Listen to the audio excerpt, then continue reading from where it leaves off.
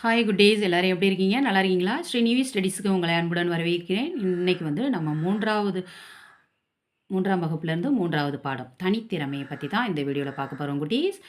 அதாவது என்ன அப்படின்னு பார்த்தீங்கன்னா, ஒரு காட்டில் வந்து காட்டோட ராஜா வந்து எப்போவுமே சிங்கம் தானே. சிங்கம் வந்து வெளியூர் போனதுனால என்ன ஆயிடுச்சுன்னா, சிங்கம் வந்து வெளியூர் போகிறதுனால புலியை வந்து நீ வந்து காட்டை பார்த்துக்க, நான் வெளியூர் போயிட்டு வரேன், நான் போயிட்டு வர வரைக்கும் நீ தான் காட்டை பார்த்துக்கணும் அப்படி சொல்லிட்டு க சிங்கம் வந்து வெளியூர் போயிடுச்சு. உடனே வந்து புலி வந்து ராஜாவா அங்கே நியமிக்கப்பட்டு இருக்கிறார்.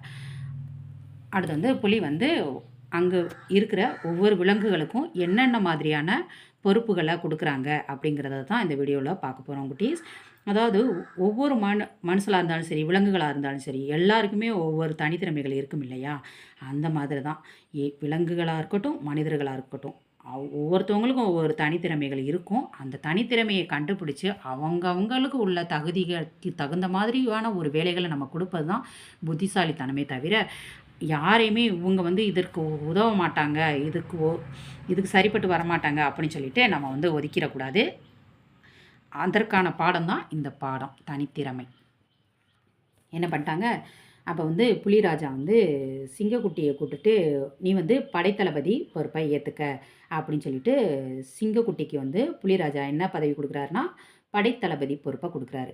அடுத்து என்ன பண்ணுறாப்புல, புலி என்ன சொல்லுது, சிங்கக்குட்டியை பொறுப்பை ஏற்றுக்கொள்ளுங்கள் அப்படின்னு சொல்கிறாப்புல. உடனே சிங்கக்குட்டி என்ன சொல்லுது, நன்றி மன்னா, உடனே பதவியை ஏற்றுக்கொள்கிறேன் அப்படின்னு சொல்லிட்டு சிங்கக்குட்டி பதவியை ஏற்றுக்கொள்ளுது. ஆந்தையாரே, நீங்கள் தான் இரவு காவல் அமைச்சர். ஆந்தைக்கு வந்து என்ன பதவி புலி கொடுக்குதுன்னா, நீ வந்து இரவு காவல் அமைச்சராக இருந்துக்க அப்படின்னு சொல்லுது. உடனே ஆந்தை என்ன சொல்லுது, சரிங்க அரசே, நான் என் பதவியை ஏற்றுக்கொள்கிறேன் அப்படின்னு சொல்லிட்டு ஆந்தை சொல்லுது.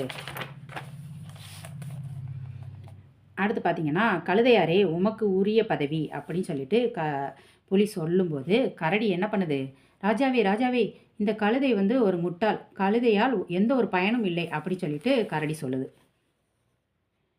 உடனே புலி சொல்லுது, அப்படியா அப்படின்னு சொல்லுது. உடனே இதே போல் முயல் ஆமை இரண்டும் எதற்கும் பயன்படாது அப்படின்னு சொல்லுது கரடி. முயலும் ஆமையினாலையும் நமக்கு எந்த பயனும் ஏற்படாது அப்படின்னு சொல்லுது கரடி.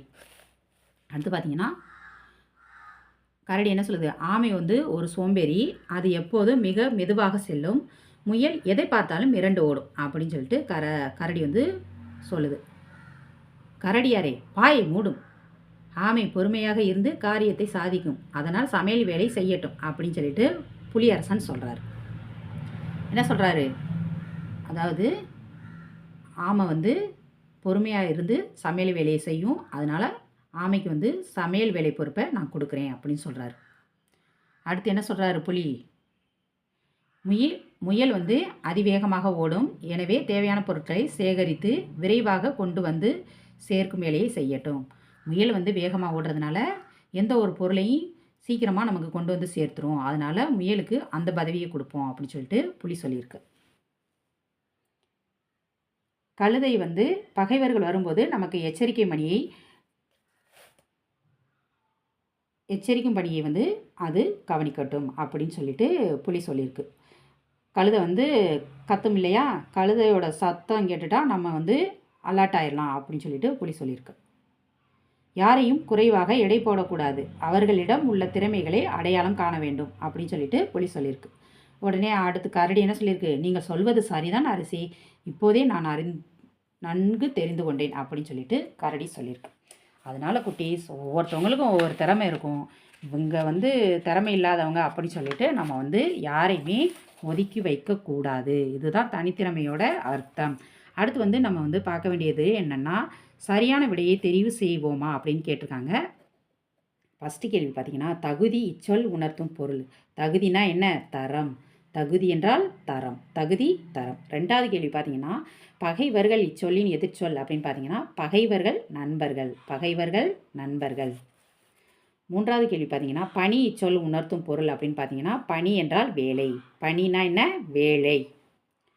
நான்காவது கேள்வி பார்த்தீங்கன்னா, படைத்தளபதி இச்சொல்லை பிரித்து எழுத கிடைப்பது, படை கூட்டல் தளபதி, படைத்தளபதி, படைத்தளபதி. அஞ்சாவது கேள்வி பார்த்தீங்கன்னா, எதை கூட்டல் பார்த்தாலும் இதனை சேர்த்து எழுத கிடைக்கும் சொல் எதை பார்த்தாலும், எதை கூட்டல் பார்த்தாலும், எதை பார்த்தாலும். அடுத்த கேள்வி பார்த்தீங்கன்னா வினாக்களுக்கு விடையளி அப்படின்னு இது பண்ணியிருக்காங்க. ஃபஸ்ட்டு கேள்வி பார்த்தீங்கன்னா காட்டில் விலங்குகளின் கூட்டம் யார் தலைமையில் நடைபெற்றது அப்படின்னு கேட்டிருக்காங்க. பதில் பார்த்தீங்கன்னா புலியின் தலைமையில் நடைபெற்றது. கூட்டம் வந்து புலியின் தலைமையில் கூட்டம் நடைபெற்றது. இது பதில். ஃபஸ்ட்டு கேள்வி காட்டில் விலங்குகளின் கூட்டம் யார் தலைமையில் நடைபெற்றது அப்படிங்கிறது கேள்வி. புலியின் தலைமையில் கூட்டம் நடைபெற்றது அப்படிங்கிறது பதில். ரெண்டாவது கேள்வி பார்த்தீங்கன்னா புலிராஜா படைத்தளபதி பொறுப்பை யாருக்கு கொடுத்தார் அப்படிங்கிறது கேள்வி. புலிராஜா படைத்தளபதி பொறுப்பை சிங்கக்குட்டிக்கு கொடுத்தார். இது பதில். புலிராஜா படைத்தளபதி பொறுப்பை யாருக்கு கொடுத்தார் அப்படிங்கிறது கேள்வி. புலிராஜா படைத்தளபதி பொறுப்பை சிங்கக்குட்டிக்கு கொடுத்தார் அப்படிங்கிறது பதில். மூன்றாவது கேள்வி பார்த்தீங்கன்னா ஆந்தைக்கு என்ன பதவி கொடுக்கப்பட்டது அப்படின்னு கேட்டிருக்காங்க. ஆந்தைக்கு இரவு காவல் அமைச்சர் பதவி கொடுக்கப்பட்டது. ஆந்தைக்கு என்ன பதவி கொடுத்தாங்க? இரவு காவல் அமைச்சர் பதவி கொடுக்கப்பட்டது. நான்காவது கேள்வி பார்த்தீங்கன்னா கரடி எந்தெந்த விலங்குகள் தகுதியற்றவை என கூறியது அப்படின்னு கேட்டிருக்காங்க. கழுதை, முயல், ஆமை. கரடி எந்தெந்த விலங்குகள் தகுதியற்றவை என கூறியது அப்படிங்கிறது கேள்வி. கழுதை, முயல், ஆமைங்கிறது பதில். அடுத்து பார்த்தீங்கன்னா அஞ்சாவது கேள்வி பார்த்தீங்கன்னா இந்த கதையின் மூலம் நீ அறிந்து கொள்வது யாதுன்னு கேட்டிருக்காங்க. யாரையும் குறைவாக எடை போடக்கூடாது. ஒவ்வொருவருக்கும் ஒரு திறமை இருக்கும். அந்த திறமையை நாம் அடையாளம் காண வேண்டும். இதுதான் அதற்கான பதில். இந்த கதையின் மூலம் நீ அறிந்து கொள்வது யாதுன்னு கேட்டிருக்காங்க. யாரையும் குறைவாக எடை போடக்கூடாது. ஒவ்வொருவருக்கும் ஒரு திறமை இருக்கும். அந்த திறமையை நாம் அடையாளம் காண வேண்டும் என்பது பதில்.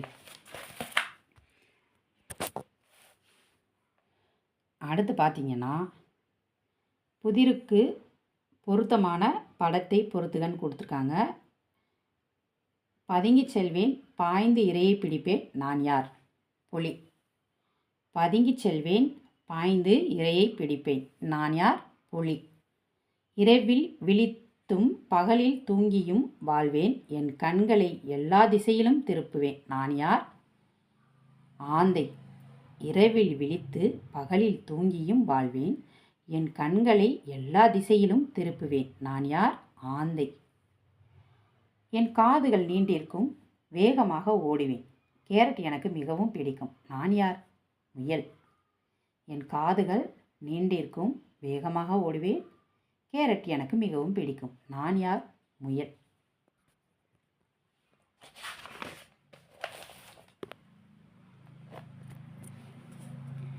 முறை மாறியுள்ள சொற்களை முறைப்படுத்தி தொடர் உருவாக்குக.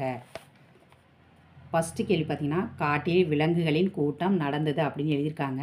நம்ம எப்படி எழுதணும்? கரெக்டான சென்டென்ஸை கரெக்டாக எழுதணும்.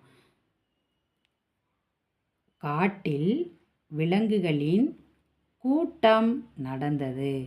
காட்டில் விலங்குகளின் கூட்டம் நடந்தது அப்படின்னு எழுதணும். எப்படி எழுதுவீங்க? காட்டில் விலங்குகளின் கூட்டம் நடந்தது அப்படின்னு எழுதிருங்க.